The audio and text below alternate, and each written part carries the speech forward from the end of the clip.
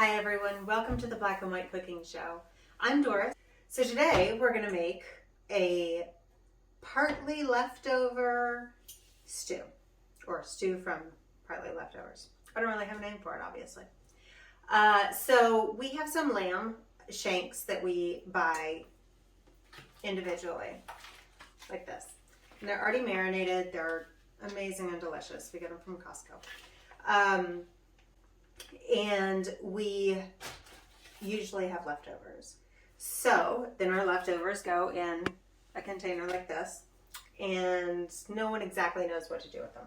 So my mom said that her grandmother, she had dinner with her one time and had lamb, and her grandmother wanted to, just to give you an idea here, the fat on this whole meal is 1/4 of an inch maybe. So I am going to include it just for flavoring. But if you don't get lamb shanks or something like that, and you're using leftover lamb of another sort, you might want to check on that. So anyway, I'm going to put this in my pot. So her grandmother said, they had had a whole lamb leg. Mom had made a whole lamb leg. And she got to the point after dinner, she said, oh, well, I'll make dinner tomorrow night. Her grandmother did. And she said, okay. And so she took what was mostly fat, and her grandmother was like 95 or something.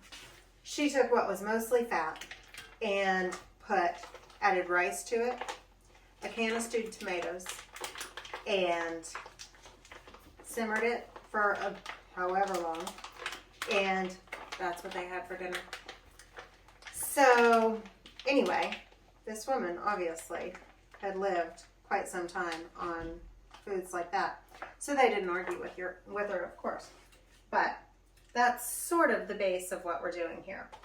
So I have 2 extra that I didn't cook quite as much as I usually do this last time. So I have 2 extra lamb shanks that I'm going to add to this as our base.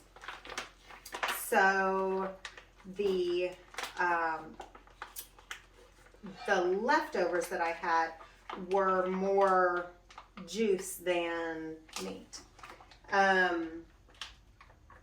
These, I know you can't see it right now because it's all gelatinous, but these end up having quite a bit of juice.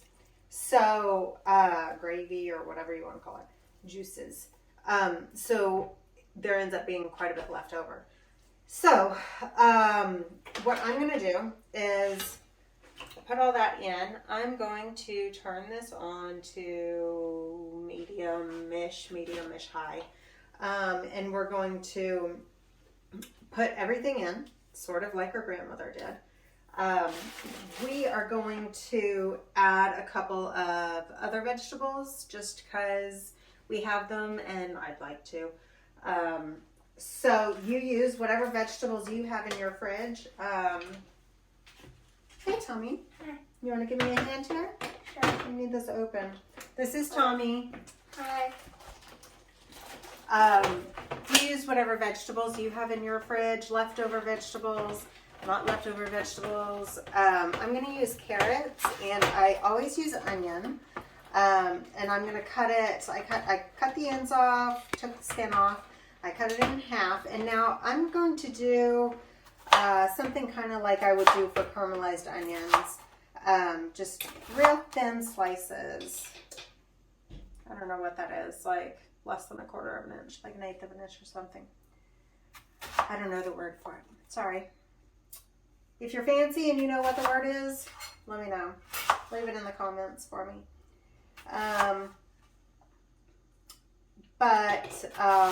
Yeah, where was I? So I'm going to do that, and I'm going to add that to our pot. Oh yeah, those are not chopped. And then I'm going to carrots. You could add peas. You could add asparagus if you wanted. Kind of anything that you would do for stew. I kind of ended up making it into a stew rather than a casserole or something like that. I don't really know what the consistency is that they had. So you could use your onions and you could dice them, you could chop them, you could do whatever you want to with them. Put them in there however you want. It doesn't matter. They're just going to cook down and put a little flavor in, absorb some flavor. And so I'm just going to put those right in. And then we have, that's a half of an onion, a large onion. So I'm going to wait and see how that works in. I might use some more and I might not. All right, so this is a can of stewed tomatoes. Yes, peeled stewed tomatoes. And I got this idea in my head from reading someone's blog that getting the whole tomatoes was better than getting the crushed tomatoes or the diced tomatoes, because they had an issue with the diced tomatoes and why they always like stayed in perfect cubes instead of breaking down. So anyway, I believed them and got this idea that if I used the whole tomatoes, then it wouldn't have this. Oh, well, there you go. This one doesn't. Some of them still have the, I don't remember what it's called. There's some chemical that they use to basically make it stay in that shape. So I stopped using it. And I guess for good reason, because this one doesn't have it. This is where it gets messy. This is how I do it, which is a little fun and a little messy.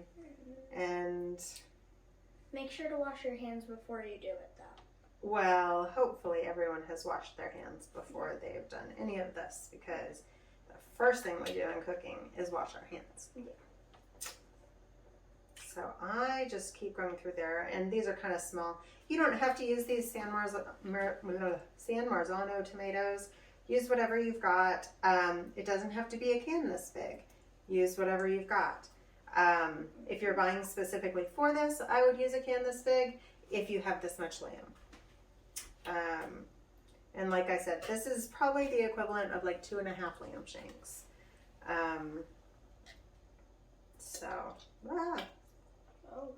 Gets a little messy. Like I said, everyone's messy.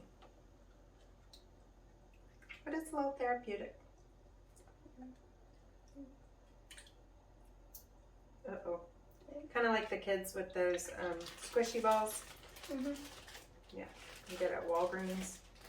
Except they actually shoot. These actually shoot things. So be careful who's around. And look at you, Tommy, in your white shirt. That's not going to go well. Yeah.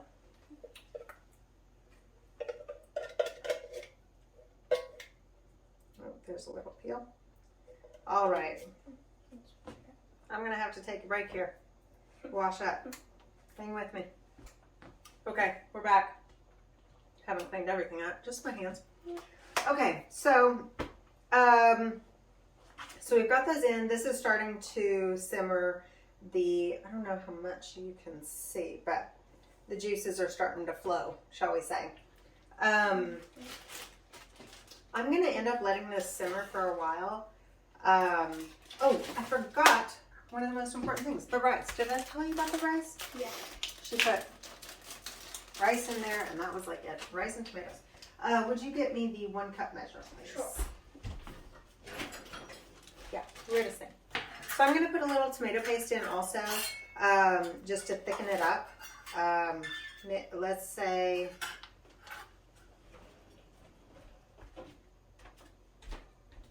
I'm going to say 2 teaspoons. 2 teaspoons of tomato paste. Optional. Just to give it a little bit of richness.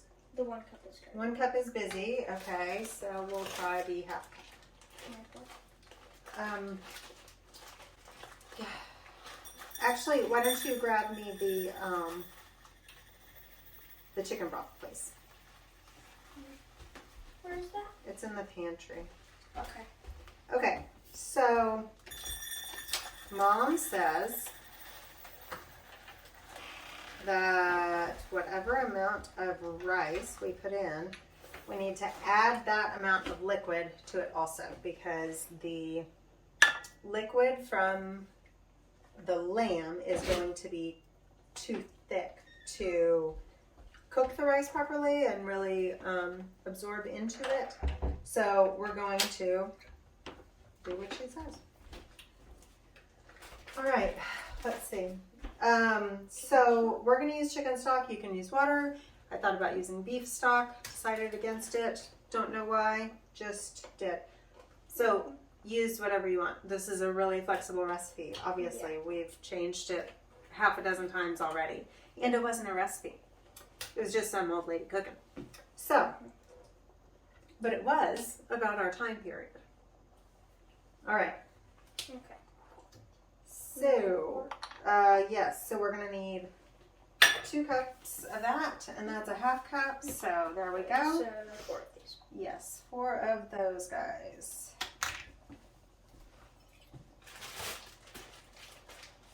I'm going to go ahead and add my carrots. I'm using baby carrots because I have them. I don't usually, but I will today. Just because 2. Tommy here likes to eat the bigger carrots, so Mhm. I'll get rid of the small carrots this way.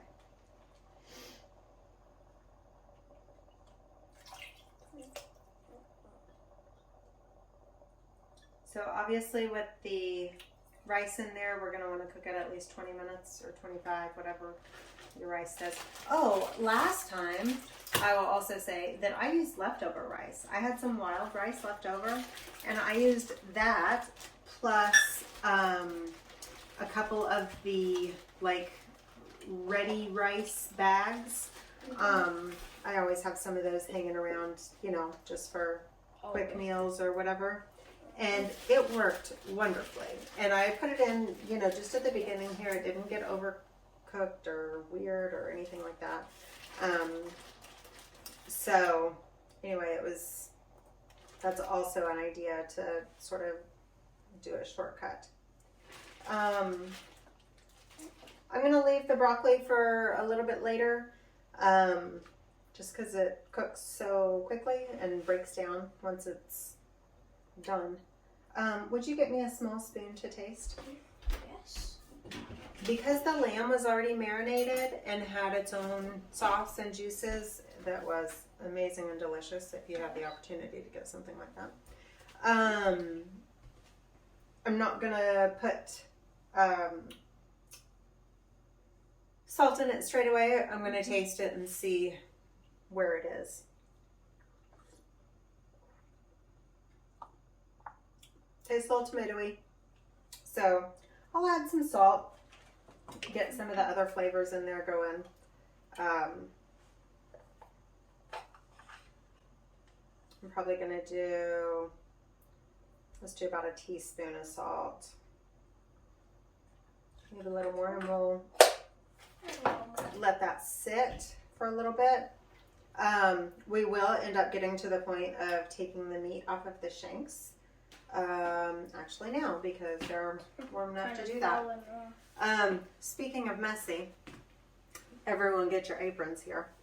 All right, this is going to be the good stuff. Yeah, you might want to back up. Check to make sure you're not going to burn your hands. This is just the perfect heat right now for us to pull this beautiful meat off of here. Oh my word, it is so amazing and delicious. And it just, when you pull it out of the oven, they come in these 2-packs that you just put in the oven for like 30 minutes. And then you have your full meal. Yeah. And they are delicious. They're really incredible. And for reasonable prices, I mean, especially if you consider what you would spend at a restaurant, going out and having anything, but lamb especially. So it's fun for a good night in. If anyone's actually going out these days, I don't know. But in 1950, there weren't so many places to go out, so people did things at home, right?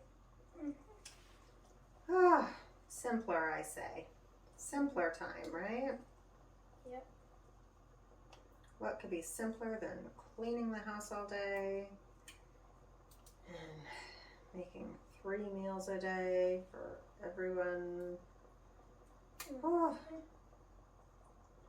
getting dressed up for the no one that's coming over. Anyway, worked for a lot of people for a long time, so I'm not complaining. I just think it's interesting. Tommy, would you give me a Tom's. yeah, Tommy's. That one got hot. Thank you.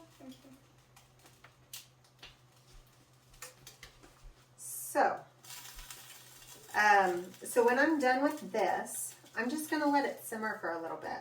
I might add some more tomato. I might add some more. Salt. No, not salt. Might add some more. What am I trying to say? Onion over here. Ooh. And I might add. Ouch. Ow! That was hot. Might add some more salt eventually. This is silly, isn't it? I have a cutting board right here. What am I thinking?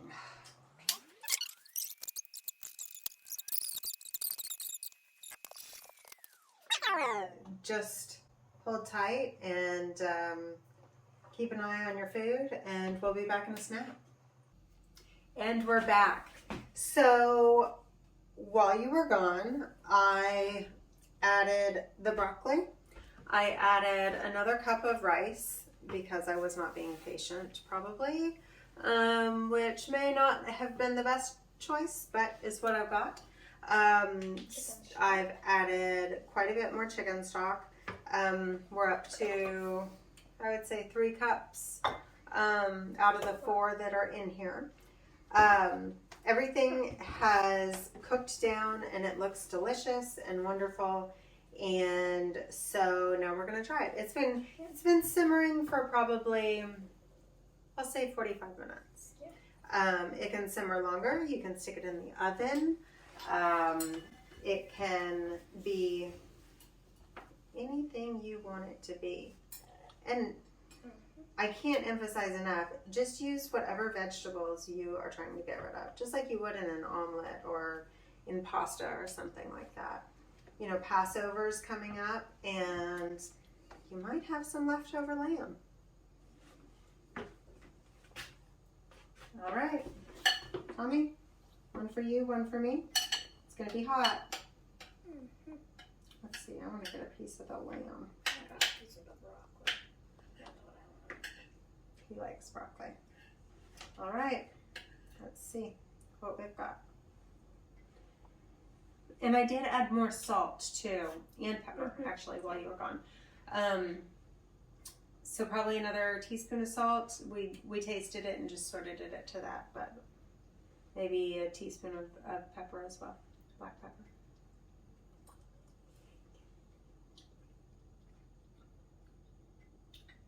That's pretty good. That's really good. Mm-hmm. It's a little bit tomatoey, a little bit lamby. Which is always delicious. You get the veggies here and there. The onions really add a sweetness to it. You could serve this just completely as is. You could serve it with bread or crackers. I don't know if matzah would work very well if you're doing it after Passover, but there are other things for matzah. Let's see, what else would we serve it with? Potatoes. You could have put potatoes in there if you wanted. You could put potatoes instead of the rice if you want. There's just also, oh, don't let me forget. I also added thyme and rosemary. I had some fresh thyme and some fresh rosemary just kind of hanging around. So I added some of that as well. They're not coming through so much, I think because it's just such a big pot of food. And definitely when you get down towards the end, or if you change pots or pans or whatever, you should, if you can, add some red wine or some chicken stock or something to the bottom of it and get all the little bits that are stuck down there that I'm trying to scrape off that are going to be so yummy. Maybe for your last couple bowls. So this was one meal of the lamb shanks that we bought, and it will have turned into at least 3 meals for 6 people out of the one. So it's pretty impressive. We love doing it. It's cost effective at that point, and it's so yummy and good for you. So that's pretty cool too. All right, folks. Well, thanks for watching. Be sure and subscribe and like our video. Add a comment if you've got one, and we look forward to seeing you later.